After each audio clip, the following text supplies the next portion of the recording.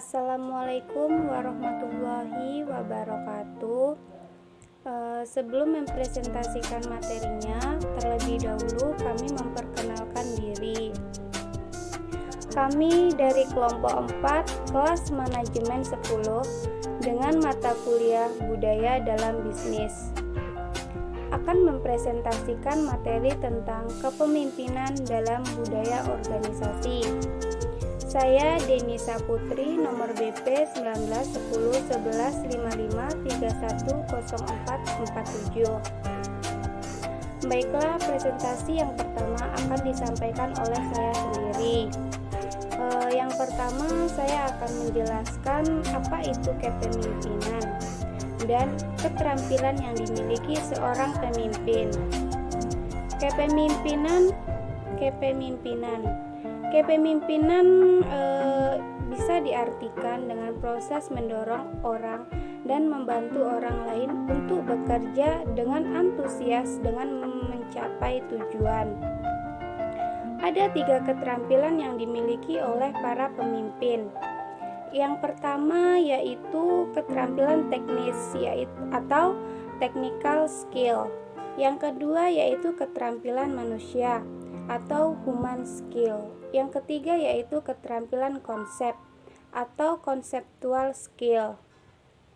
Selanjutnya saya akan menjelaskan definisi-definisi atau pengertian dari kepemimpinan menurut para ahli, yaitu yang pertama yaitu menurut Coach O'Donnell, yaitu proses mempengaruhi sekelompok orang sehingga mau bekerja dengan sungguh-sungguh untuk meraih tujuan kelompok. Yang kedua yaitu menurut Wakely dan Yuki adalah mempengaruhi orang lain untuk lebih berusaha menggerakkan tenaga dalam tugasnya atau merubah tingkah lakunya. Yang ketiga yaitu menurut George Terry, yaitu kegiatan mempengaruhi orang-orang yang bersedia berusaha mencapai tujuan bersama. Yang keempat yaitu menurut Fielder, yaitu pola hubungan antara individu-individu yang menggunakan wewenang dan pengaruhnya terhadap kelompok orang agar bekerja bersama-sama mencapai tujuan. Yang kelima yaitu menurut John Pilner, yaitu kemampuan mengkoordinasikan dan memotivasi orang-orang kelompok untuk mencapai tujuan yang dikehendaki. Yang keenam yaitu menurut Davis, yaitu kemampuan untuk mengajak orang lain mencapai tujuan yang sudah ditentukan dengan penuh semangat. Yang ketujuh yaitu menurut OTT, yaitu proses hubungan antar pribadi yang di dalamnya seorang mempengaruhi sikap, kepercayaan, dan perilaku. Selanjutnya yaitu menurut Locke, yaitu proses membujuk orang lain untuk mengambil langkah menuju suatu sasaran bersama. Baiklah, selanjutnya saya akan menjelaskan tentang kuasa dan politik. Kuasa adalah kemampuan mempengaruhi orang lain dan peristiwa, sedangkan politik adalah cara pemimpin memperoleh dan menggunakan kuasa.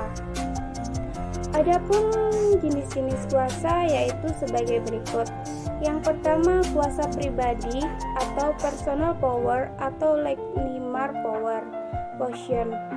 Yang kedua yaitu kuasa legitimasi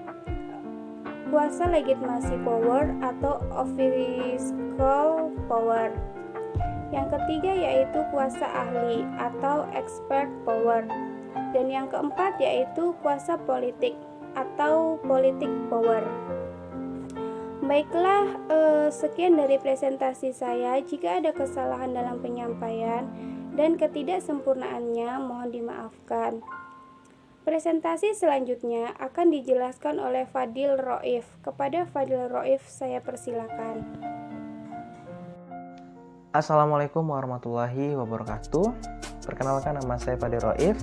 Saya anggota dari kelompok 4 dengan nomor BP 191011155310112. Baik, saya akan melanjutkan dari materi pada hari ini adalah tentang kuasa dan politik, yang dimana kuasa merupakan suatu kekuatan yang ada dari dalam atau kemampuan mempengaruhi orang lain dan peristiwa. Sedangkan yang politik itu artinya adalah suatu cara dan terhadap pemimpin untuk memperoleh dan menggunakan kuasa tadi. Nah, ketika politik itu tersendiri, kalau di dalam komponennya sudah ada kekuasaan, maka politik itu bisa berjalan dengan semestinya.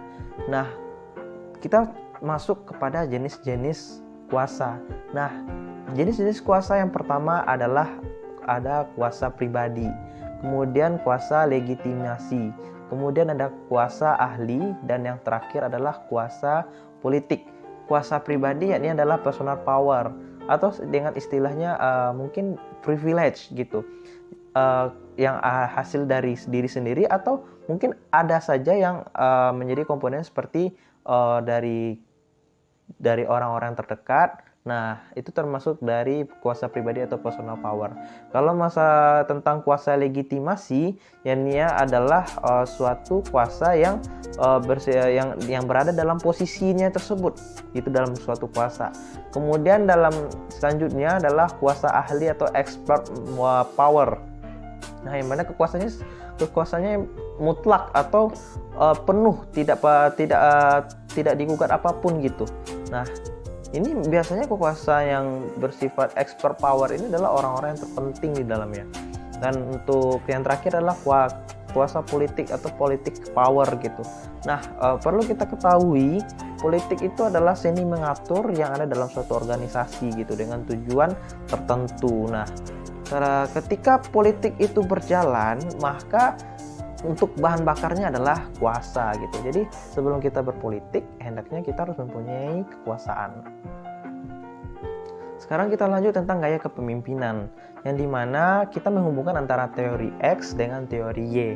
Nah, untuk pada dasarnya teori X tidak suka bekerja dan malah menghindarinya. Nah, itu poin pertama dari teori X. Yang kemudian adalah kurang bertanggung jawab, kemudian kurang berambisi, atau tidak ada tujuan yang lebih ekstrim dari apa yang dia lakukan gitu, dan lebih mementingkan rasa aman. Berarti dalam situasi teori X ini dia mengedepankan adalah zona nyaman. Dia bekerja pada koridornya, tidak ada melakukan suatu perubahan dan apapun, dan mengambil tindakan yang lebih ekstrim gitu.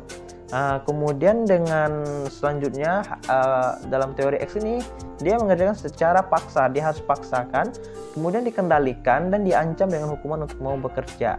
Nah, jadi kalau tipe-tipe orang yang seperti ini biasanya adalah tipe-tipe yang bersifat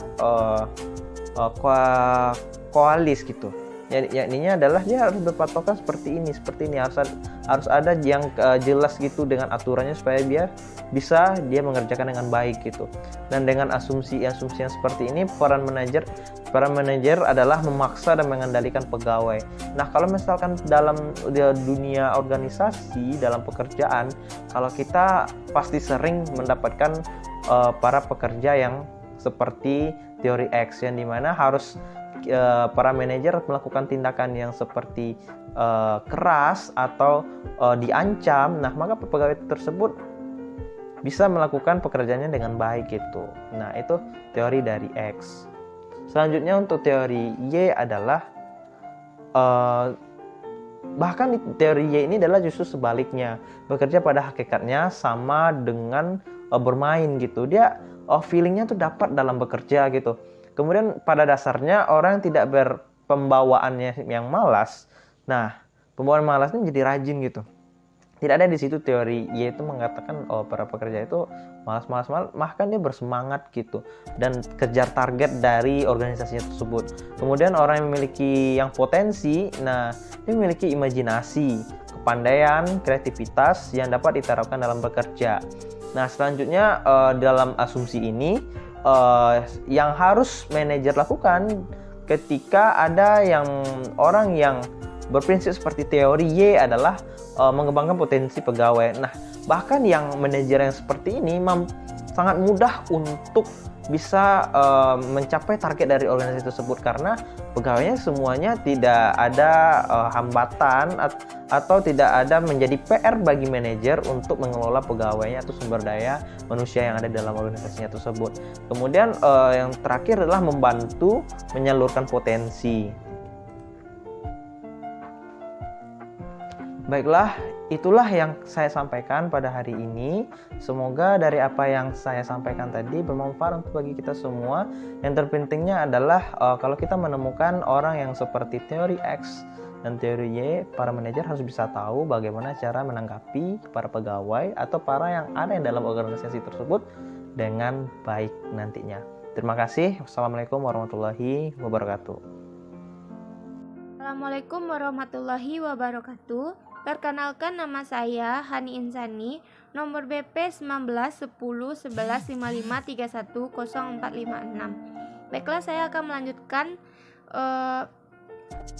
materi yaitu 12 kualitas kepemimpinan positif. Nah, yang pertama, kepemimpinan yang tidak berprasangka buruk kepada siapapun, apalagi terhadap stafnya. Yang kedua, kepemimpinan yang mampu menjadi sumber kekuatan batin buat kemanajemenan tugas dan tanggung-jawaban dari para staf.